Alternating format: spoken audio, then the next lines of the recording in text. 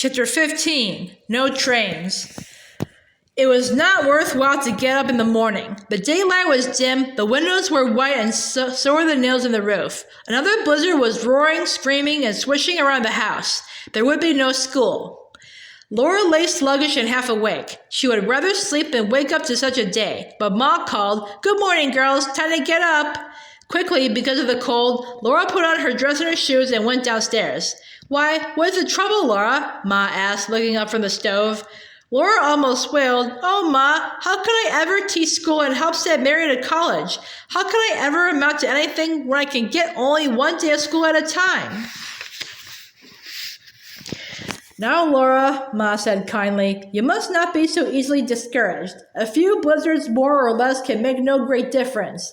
We will hurry and get the work done that you can study. There is enough figuring in your arithmetic to keep you busy for a good many days, and you can do as much of it as you want to. Nothing keeps you from learning." Laura asked, "Why is the table here in the kitchen?" The table left hardly room to move about. "Pa didn't build the fire in the heater this morning," Ma answered. They heard Pa stamping in the lean-to, and Laura opened the door for him. He looked sober. The little milk in the pail was frozen solid. "This is the worst yet, I do believe," Pa said while he held his stiff hands over the stove. "I didn't start a fire in the heater, Caroline. Our coal is running low, and this storm will likely block the trains for some time." "I thought as much when I saw you hadn't built the fire," Ma answered.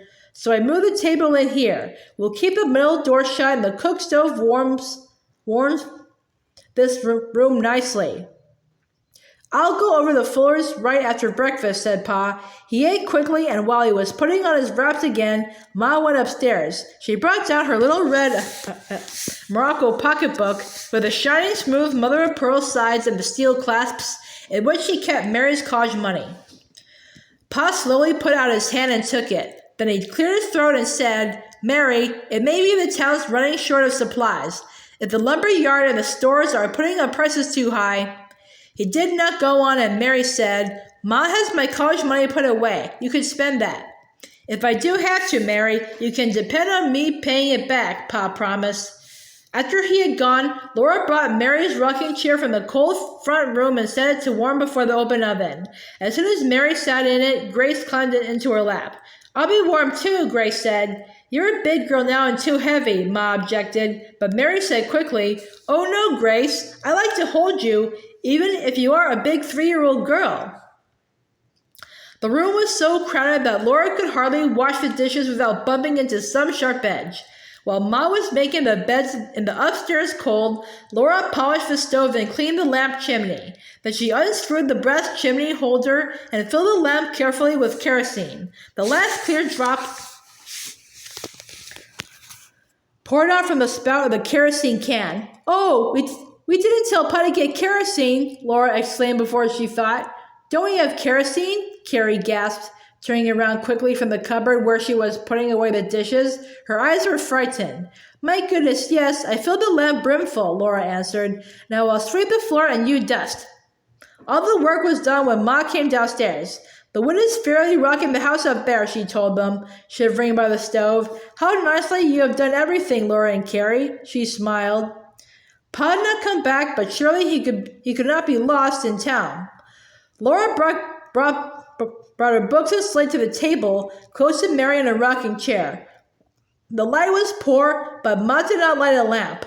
Laura read the arithmetic problems one by one to Mary and did them on the slate while Mary solved them in her head. They worked each problem backward to make sure that they had the correct answer. Slowly, they worked lesson after lesson, and as Ma had said, there were many more to come.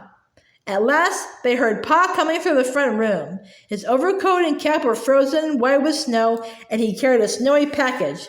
He thought by the stove, and when he could speak, he said, "I didn't use your college money, Mary." "There's no coal at the lumber yard," he went on. "People burn so much in this cold weather, and Eli didn't have much on hand. He's selling lumber to burn now, but we can't afford to burn lumber at $50 a thousand. People are foolish to pay it," Ma said gently. "Trains are bound to get through before long." "There is no more kerosene in town," Pa said, "and no meat. The stores are sold out a pretty Nearly everything. I got 2 pounds of tea, Caroline, before they ran out of that. So we'll have our bit of tea till the trains come through. There's nothing like a good cup of tea in cold weather, said Ma, and the lamp is full. That's enough kerosene to last quite a while if we go to bed early to save coal. I am so glad you thought to get the tea. We would miss that. Slowly, Pa grew warm, and without saying anything more, he sat down by the window to read the Chicago Inter-Ocean that had come in the last mail. By the way, he said, looking up, school is closed until coal comes. We can study by ourselves, Laura said stoutly.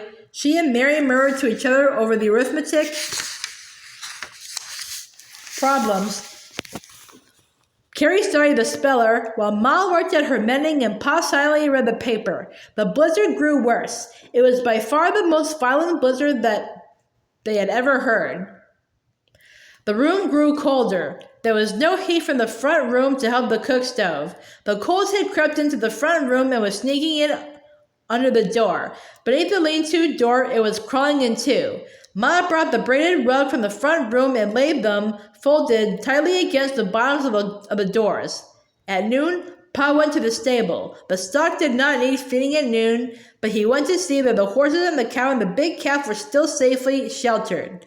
He went out again in mid-afternoon. Animals need a lot of feed to keep them warm in such cold, he explained to Ma. The blizzard is worse than it was, and I had a hard tussle this morning to get hay into the stable in these winds. I couldn't do it if the haystack wasn't right at the door. Another good thing, the snowdrifts are gone. They've been scoured away down to the bare ground. The storm howled even louder when he went out to it, and a blast of cold came through the lean-to, though Ma pushed the folded rug against the inner door as soon as Pa shut it. Mary was bringing a new rug. She had cut worn-out woolen clothes in strips, and Ma had put each color in a separate box. Mary kept the boxes in order and remembered where each color was. She was braiding the rag strips together in a long braid that coiled down in a pile beside her chair. When she came to the end of a strip, she chose the color she wanted and sewed it on. Now and then she felt of the growing pile.